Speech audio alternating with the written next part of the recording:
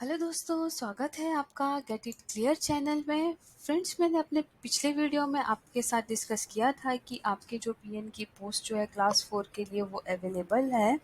तो हम देखते हैं कि उसका जो एप्लीकेशन फॉर्म है उसको आपने कैसे फिल करना है। तो चलो हम वन बाय वन स्टेप इसको फॉलो करेंगे इस फॉर्म को फिल करने के लिए। फ्रेंड्स, ये वाला एप्लीकेशन फॉर्म जो है वो मैं अपने टेलीग्राम चैनल पे आपको अवेलेबल करवा दूंगी।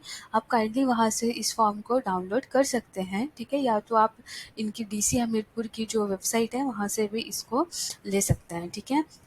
तो यहाँ पर नंबर 1 से देखेंगे, यहाँ पर बोल के रखा है कि name of the post applied for. तो फ्रेंड्स, यहाँ पर आप पोस्ट अप्लाई कर रहे हैं वो है आपके पीएन की पोस्ट और वो है क्लास 4, ठीक है। अच्छा, यहाँ पर सेकंड में देख के रखा है नेम ऑफ द एप्लीकेंट। आप अपना एप्लीकेंट जो है वो यहाँ पर बोल के रखा है कैपिटल लेटर्स में डालिए, ठीक है। हो सके तो अपना 10th का जो आपका सर्टिफिकेट है उसको अपने सामने रखिए और वहाँ से अपना नाम जो है वो डालते चलिए। जैसे कि आपका नाम जो है वो राम है तो कैपिटल आर, कैपिटल ए और कैपिटल एम, ठीक है। आप यहाँ सामने देखेंगे तो यहाँ बोल के रखे कि self attested passport size photograph to be affix by the candidate. आपने क्या करना है, फोटो जो लेनी है पासपोर्ट साइज की उसको अटैच यहाँ पर पेस्ट करना है और उसके ऊपर जो है वो अपने सिग्नेचर विद डेट कर देने हैं। तो वो आपका क्या हो गया, सेल्फ अटेस्टेड हो गया। थर्ड नंबर की बात करें तो बोला है फादर्स और हस्बैंड नेम। जो भी आपका फादर का नाम है, जैसे आपके पापा का नाम जो सुमित है तो SUMIT कैपिटल लेटर्स में लिखिए। आपने क्या करना है, अपनी डेट ऑफ बर्थ लिखनी है। यहाँ पर फोर्थ पॉइंट पे देखिए, जैसे DD का मतलब है डे। जैसे आपकी डेट ऑफ बर्थ है 10 तो यहाँ लिखिए 10। मंथ है आपका जनवरी तो यहाँ लिखिए 01।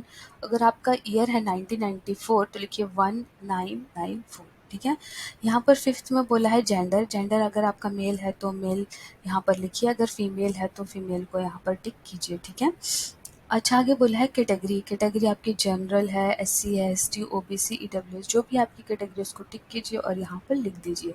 सेवन्थ में सब कैटेगरी की बात की है कि जनरल में आप अनरिजर्व से हैं, BPL से हैं, WFF से हैं, तो कौन से हैं। तो अगर आप अनरिजर्व से हैं तो अनरिजर्व को टिक कीजिए और यहाँ पर लिख दीजिए। आपने क्या करना है, अपना आधार नंबर भी यहाँ पर क्या करना है, लिखना है। यहाँ पर लिख दिए और कॉपी जो है वो अटैच करनी है आधार नंबर की, ठीक है। यहाँ पर बोल के रखा है स्पेशली कि कॉपी को क्या करना है, आपने अटैच करना है जो भी आपकी आधार कार्ड की फोटोस्टेट कॉपी है, ठीक है। मोबाइल नंबर आप लिखिए, आप उस मोबाइल नंबर को दीजिए जो आपका मोबाइल नंबर जो है वो जो चल रहा हो, ठीक है। ऐसा ना हो कि आपने उसमें रिचार्ज ना करवाया और आपको SMS की सुविधा उसमें ख़त्म हो जाए, ठीक है। तो वो इस टाइम ज़रूरी है, तो ऐसा मोबाइल नंबर लिखिए जो आपका यूज़ में हो। 10th में है मैरिटल स्टेटस। अगर आप मैरिड हैं तो मैरिड को टिक कीजिए और लिखिए, अगर अनमैरिड है तो अनमैरिड लिखिए और टिक कीजिए, ठीक है। 11th में बोला है कि एम्प्लॉयमेंट एक्सचेंज रजिस्टर नंबर।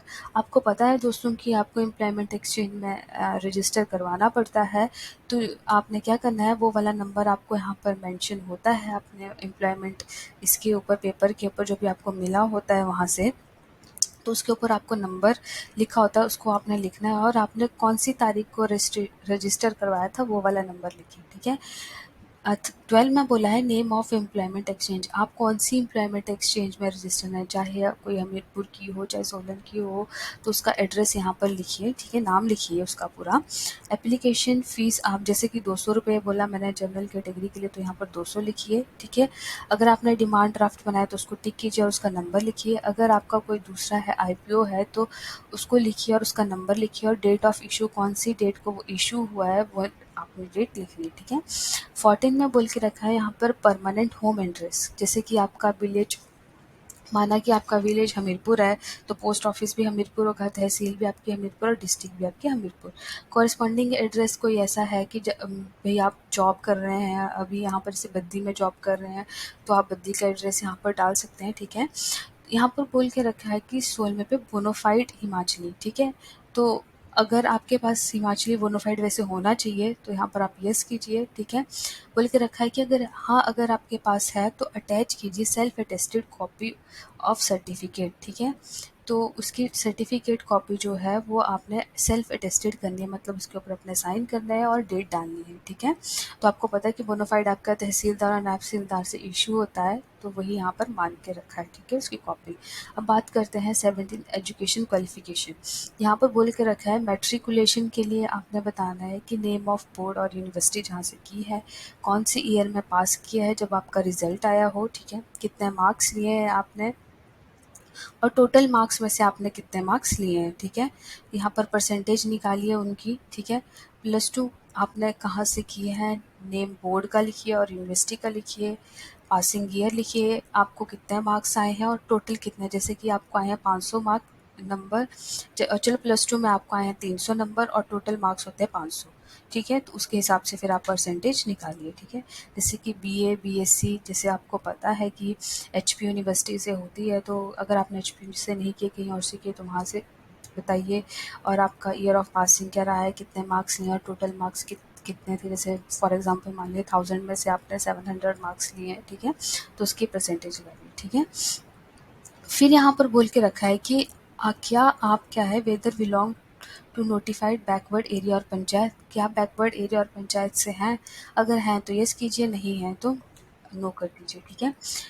फिर यहाँ पर बोल के रखा है कि आपको जो है वो बोला है कि इफ़ यस, अगर आपका आंसर इनमें से यस एंड नो आपको दिख रहे हैं, ठीक है, अगर आपका आंसर यस है तो अटैच कीजिए self attested copy of certificate duly issued by the concerned SDO, जो भी आपकी कंसर्न्ड अथॉरिटी होती है, ठीक है, उसको करने वाली, ठीक है, इशू करने वाली, जैसे कि आपका सब डिविजनल ऑफिसर, तहसीलदार और नायब तहसीलदार, ठीक है।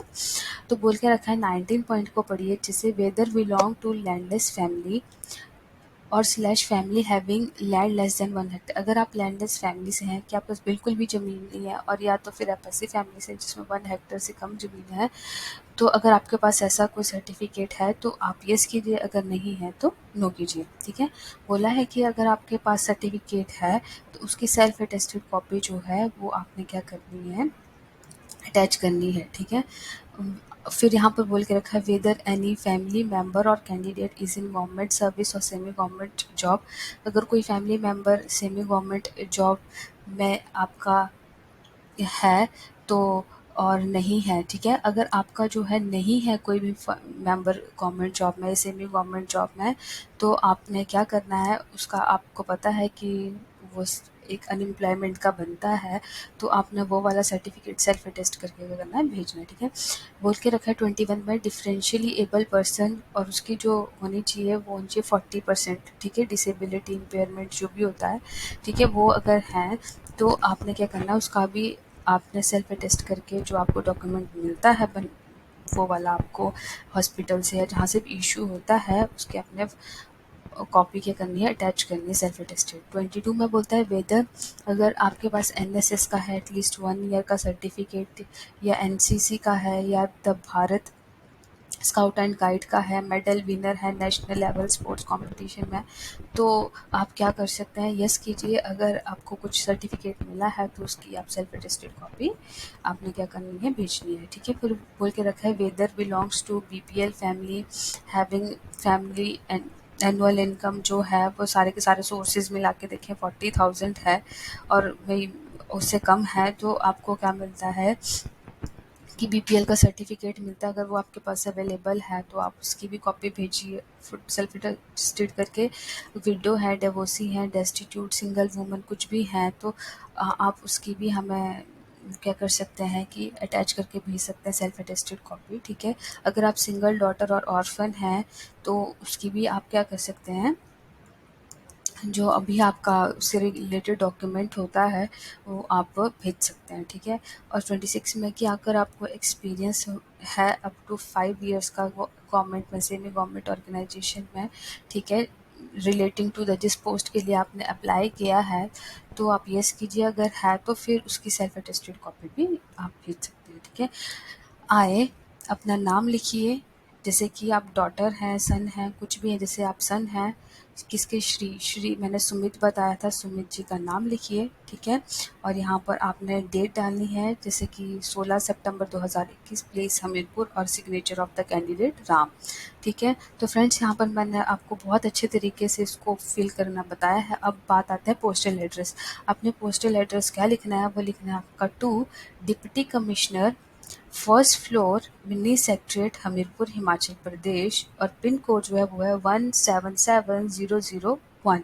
और आपने बैक साइड पे अपना एड्रेस क्या है लिखना है, ठीक है, और उसको पोस्ट कर देना है, जो मैंने आपको एड्रेस यहाँ पर मेंशन किया है।